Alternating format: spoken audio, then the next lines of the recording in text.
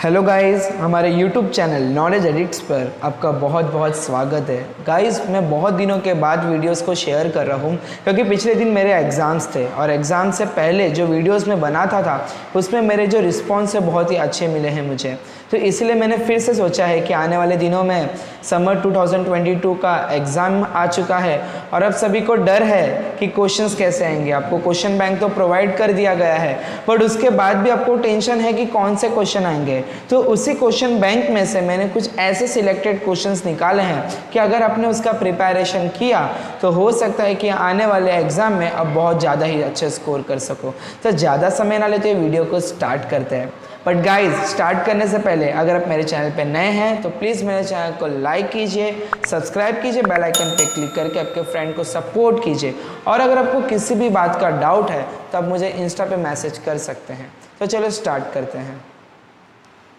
Basically friends, मैं पहले आपको पेपर पैटर्न समझाता हूँ क्योंकि ऑनलाइन होने के बाद आपको पता नहीं कि पैटर्न कैसे होगा। अभी कुछ बच्चे हैं जो स्टडी कर रहे हैं तो उन्हें तो पैटर्न पता है, पर बहुत सारे बच्चे अभी तक जिन्होंने पढ़ाई स्टार्ट नहीं की है तो उनके लिए मैं एक बार पैटर्न को एक्सप्लेन करता हूँ, जिसके वजह से आपका जो प्लानिंग है केमिस्ट्री को पढ़ने का वो बहुत ही आसान हो जाएगा। So guys, paper pattern for pharmaceutical chemistry 2, जिसमें क्वेश्चन नंबर 1 आएगा, attempt any 8 out of 12, each carries 2 marks. अब देखो दोस्तों, यहाँ पर आपको 8 क्वेश्चन सॉल्व करना है। एक क्वेश्चन 2 मार्क्स के लिए है, 16 मार्क्स का एक क्वेश्चन है। और ये जो 16 मार्क्स के लिए आपको कौन कौन से क्वेश्चन आ सकते हैं, तो वो हो सकता है स्ट्रक्चर विद नंबरिंग, मतलब आपको स्ट्रक्चर बनाना होगा और उसका नंबरिंग करना पड़ेगा। ओके, कुछ डेफिनेशंस आ सकते हैं।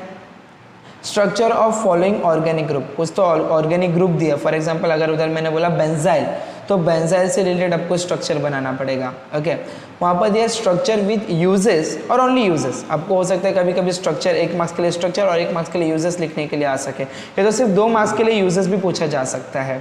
उसके बाद आपको 2 मार्क्स में स्टेबिलिटी एंड स्टोरेज अलग अलग, अभी फॉर एग्जांपल हेपरिन है, इंसुलिन है, तो उसका स्टेबिलिटी क्या है, उसको कहाँ स्टोर करना है, उसका टेम्परेचर क्या मेंटेन करना है, तो वो सारे क्वेश्चंस 2 मार्क्स के लिए आ सकते हैं।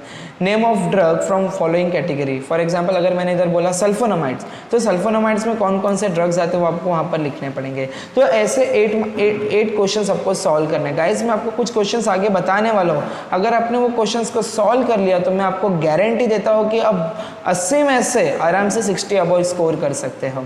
तो चलो सेकंड क्वेश्चन देखते हैं। Guys, question number 2, question number 3, question number 4 and question number 5 similar है। आपको अटेम्प्ट एनी 4 करना है आउट ऑफ 6 में से कोई 4 क्वेश्चन आपको सॉल्व करना है और एक क्वेश्चन 3 मार्क्स के लिए, मतलब 4 3 हो गया 12 मार्क्स। गाइस, आपको एक केमिस्ट्री का सबसे ईजी ट्रिक बताता हूँ कि आप पढ़ोगे कैसे। जब आप पेपर को रेफर करोगे, एक गो थ्रू करोगे, तो आपको पता चलेगा कि हर क्वेश्चन में ज़्यादा से ज़्यादा 2 या तो 3 जो है क्लासिफिकेशन पूछे ही गए हैं। मतलब अटेम्प्ट एनी 4 पूछा है, अगर उसमें आपको 3 क्लासिफिकेशन मिल जाते हैं तो बचा एक ही क्वेश्चन जो आपको डिफिकल्ट होगा, वो भी इजी होगा। बट अगर आपने क्लासिफिकेशन अच्छे से सॉल्व किया तो जितने भी क्वेश्चन दिख रहे हैं ना, 2 हो गए, 3 हो गया, 4 हो गया, 5 हो गया, इवन 6, इस सब में आपको क्लासिफिकेशन कम से कम 2 और ज़्यादा से ज़्यादा 3 मिलेंगे। मतलब 4 में से अगर 3 क्लासिफिकेशन आपने अच्छे से कर लिया तो गाइस आपको फेल होने के लिए कोई नहीं रोक सकता। आप तो बहुत अच्छा स्कोर कर सकते हो, आपको कोई फेल ही नहीं कर सकता। ओके, अब क्वेश्चन नंबर 6 देखो क्या है, अटेम्प्ट एनी 4 आउट ऑफ 6। इसमें भी 6 में से 4 सॉल्व करना है, बट एक क्वेश्चन कैरी करता है 4 मार्क्स, मतलब 4 4 जा 16। गाइज, इसमें भी आपको 2 क्लासिफिकेशन तो आराम से पूछेंगे।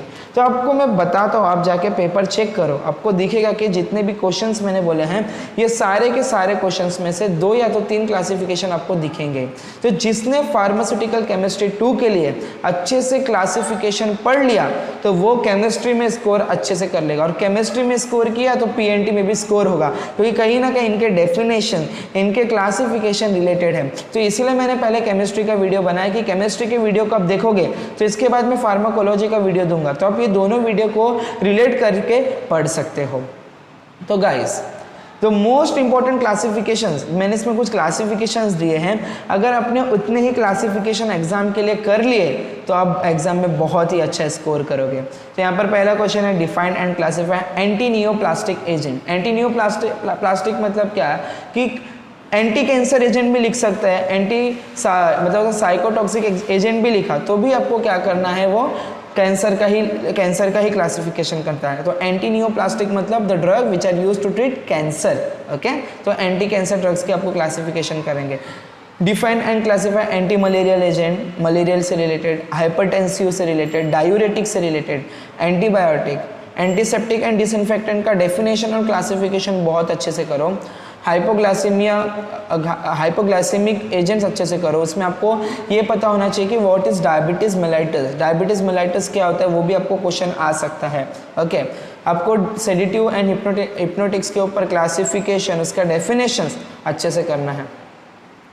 9 ट्रैंक्विलाइजर के ऊपर आपको करना है। एंटी टीबी का प्लीज़ अच्छे से करिए, क्योंकि इसका क्वेश्चन जो है ये पीएनटी में भी आता है, तो पीएनटी के रिलेटेड टीबी का अच्छे से कर लो। एंटी कन्वल्जेंट कर लो, क्योंकि एपिलिप्स ऐसा क्वेश्चन आता है, व्हाट इज एपिलिप्सी या define epilepsy and classify anticonvulsant drug, और ये सेम क्वेश्चन आपके पीएनटी में भी आपको मिलेगा। सल्फोनामाइड का क्लासिफिकेशन प्लीज़ अच्छे से करो, और सल्फोनामाइड्स के जितने भी स्ट्रक्चर्स है वो प्लीज़ अच्छे से करो, एग्जाम में बहुत ही ज़्यादा इंपॉर्टेंट है।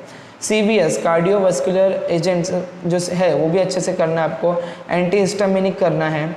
लोकल एनेस्थेटिक और जनरल एनेस्थेटिक के दोनों के क्लासिफिकेशन आपको करने हैं। क्लासिफिकेशन के साथ साथ आपको इन दोनों के बीच में डिफरेंस बिटवीन भी आता है, वो भी अच्छे से करना है।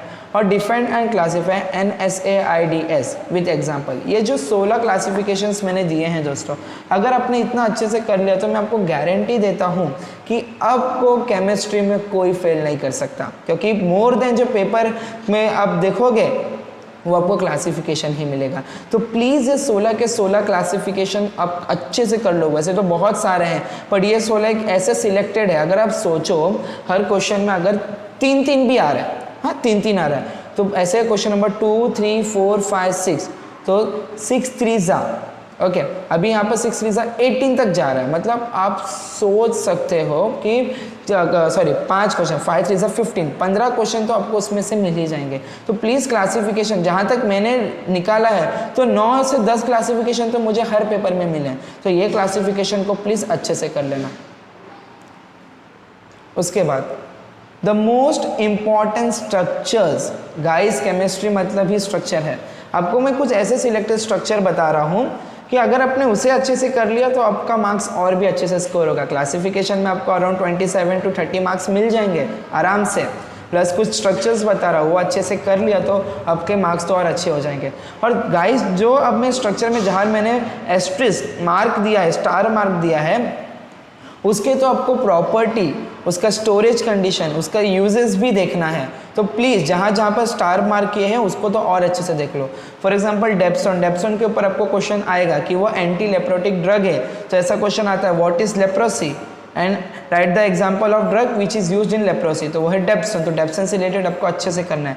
कैफीन के ऊपर आपको क्वेश्चन आएगा, उसका स्ट्रक्चर आएगा, हेलोइथिन PAS, पैरा माइनोसैलिसाइक्लिक एसिड, ये आपको अच्छे से करना है। गाइस यहाँ पर आपको जब मैंने आपको पहला क्वेश्चन बोला था कि आपको स्ट्रक्चर बनाना है, हाँ, ऑर्गेनिक कंपाउंड के, for example furan containing structure, imidazole, thiazole, pyrazole, piperazine, phenothiazine containing structures, ये जितने भी मैं बोल रहा हूँ उसको अच्छे से कर लो। ऑर्गेनिक ग्रुप से रिलेटेड आपको स्ट्रक्चर बनाना है, तो cyano group, aniline, benzyl, allyloxy, acetyl, amido group, ये सबके स्ट्रक्चर आपको अच्छे से करना है। साथ ही साथ आपको फेनोबार्बिटॉन, इथाम्ब्यूटल का एग्जाम में बहुत बार क्वेश्चन आया, तो प्लीज़ इसको अच्छे से प्रिपेयर करो। और स्टार मार्क वालों के प्रॉपर्टी, यूजेस तो और storage condition, even brand name भी, ये सारे ड्रग के अच्छे से कर लो। 9 एस्पिरिन, प्रोकेन, एस्पिरिन के ऊपर भी बहुत बार क्वेश्चन है, इवन एट्रोपिन के ऊपर भी क्वेश्चन आता है, तो एट्रोपिन भी अच्छे से कर लेना। DEC, क्लोरोक्विन, प्रोपेनोनॉल, लिग्नोकेन, निकेतमाइड, आइसोनियाजाइड, याद रखो निकेतमाइड का दूसरा नाम कोरामाइन है, तो एग्जाम में कभी कभी कोरामाइन भी दिया रह सकता है, तो आपको कंफ्यूज नहीं होना, क्योंकि निकेतमाइड और कोरामाइन दोनों का स्ट्रक्चर्स एक ही है। अभी इंडोमेथासिन, फिनाइलब्यूटाजोन, ये जितने भी स्ट्रक्चर्स दोस्तों मैं आपको बता रहा हूँ प्लीज़ इसको अच्छे से प्रिपेयर करो, क्योंकि ये बहुत ही इंपॉर्टेंट है। एंटीबायोटिक्स के जितने भी स्ट्रक्चर है एंटीबायोटिक है, तो उसमें बीटा लैक्टम रिंग है, तो रिंग में ही आपको सिर्फ चेंज करना है स्ट्रक्चर, ओके, तो वो सारी चीज़ें अच्छे से कर लेना। फिर आता है सल्फोनामाइड। गाइस सल्फोनामाइड में जो सबसे इंपॉर्टेंट है वो है सल्फा एसेटामाइड, ऐसा क्वेश्चन आता है। Write the drug which are use in the treatment of eye. तो आई के लिए जो ड्रग सल्फोनामाइड ग्रुप का आता है वो आता है सल्फाएसेटामाइड। तो सल्फाएसेटामाइड के स्ट्रक्चर्स, प्रॉपर्टी, इवन यूजेस अच्छे से करना, और डायज़ामाम भी स्ट्रक्चर बहुत इंपॉर्टेंट है। तो कैसे जितने भी 21 स्ट्रक्चर्स मैंने आपको बोले हैं, प्लीज़ इसको अच्छे से कर लेना। Next another important questions guys, इसके अलावा भी कुछ इंपॉर्टेंट क्वेश्चंस है जिनके वो पढ़ाई हो जाएंगे, उसके बाद ये कुछ और क्वेश्चंस देख लेना जिससे आपका मार्क्स और भी स्कोर हो जाएगा। सबसे पहले क्वेश्चन है analyse the function of water soluble vitamin. Guys exam में विटामिन का क्लासिफिकेशन भी आ सकता है, या तो आपको क्या करना है विटामिन हर एक अलग अलग वाटर सॉल्युबल जितने भी विटामिन हैं उन सब के आपको फंक्शन लिखने पड़ेंगे जो मॉडल आंसर्स में अच्छे से दिया। और गाइस जितने भी आंसर आपको पढ़ना है सब मॉडल आंसर के ही डिट्टो पढ़ना है, उसमें आपको कोई चेंजेस नहीं करना है। Okay, second give properties, therapeutic uses and official preparation of atropine. Atropine के ऊपर बहुत बार क्वेश्चन आया तो इसको भी अच्छे से कर लेना। कोएगुलेंट एंड एंटीकोएगुलेंट का डेफिनेशन विद एग्जाम्पल करके रखो। हॉर्मोन्स के ऊपर क्वेश्चन आता है तो इधर क्वेश्चन है analyse different sex hormones in human body and explain the role and uses of testosterone. तो ये अच्छे से कर लेना। साथ ही साथ दोस्तों आपको पेपर में दिखेंगे कि बहुत सारे मेडिसिनल यूजेस क्वेश्चन, लास्ट जो 16 मार्क्स के लिए क्वेश्चन आता है उसमें आपको कभी कभी 4 मार्क्स के लिए मेडिसिनल यूजेस लिखना पड़ता है। तो अगर आपको किसी भी जितने मैंने आपको ड्रग्स बताए हैं जिसके स्ट्रक्चर्स वगैरह आपको बोले, अगर आपने वो सब देख लिया और अपने क्लासिफिकेशन अच्छे से कर लिया तो आपको कोई भी ड्रग का अगर यूजेस पूछा, फॉर एग्जांपल आइसोनियाजाइड का मैंने आपको स्ट्रक्चर करने बोला और उसका क्लासिफिकेशन तो आप एंटी-टीबी कर ही रहे हो, तो कहीं ना कहीं अगर आपको पूछा उसका यूजेस बताओ तो आप पहला यूज़ तो लिख सकते हैं it is use in the treatment of tuberculosis, तो कहीं ना कहीं आपको मार्क्स मिल ही जाएगा। तो इसीलिए क्लासिफिकेशन और जो स्ट्रक्चर बोले उसे अच्छे से करो। स्टेबिलिटी एंड स्टोरेज में हेपरिन, इंसुलिन, थ्रोम्बिन और इसके अलावा भी बहुत सारे हैं बट इसे तो अच्छे से कर लेना। Uses Evans blue, Congo red, indigo carmine, iopanoic acid, fluorescein sodium, ये कुछ सिलेक्टेड क्वेश्चंस हैं जो एग्जाम में आपको पक्का दिखने वाले हैं, तो इसे अच्छे से कर लेना। और difference between general and local anaesthetic को भी अच्छे से कर लेना। होप सो गाइस आपको ये वीडियो पसंद आया होगा। अगर पसंद आया है तो प्लीज़ मेरे चैनल को लाइक, सब्सक्राइब और बेल आइकन पे क्लिक करके तो मुझे सपोर्ट करना, और ज़्यादा से ज़्यादा दोस्तों ये वीडियो को आपके फ्रेंड्स के साथ शेयर करो क्योंकि टाइम बहुत कम है और कितना पढ़ना है वो किसी को नहीं पता है। तो मैं ये सारे क्वेश्चंस मैंने जब मैं डिप्लोमा में था मैं सब कुछ लिख के रखा है इंपॉर्टेंट क्वेश्चंस कि कौन से क्वेश्चन कितने बार आए हैं, तो उसके बाद जाके मैंने क्वेश्चन बनाया है। तो प्लीज़ ये क्वेश्चंस को अच्छे से देखना और कोई भी डाउट है तो आप मुझे इंस्टा पे मैसेज कर सकते हैं। Thank you.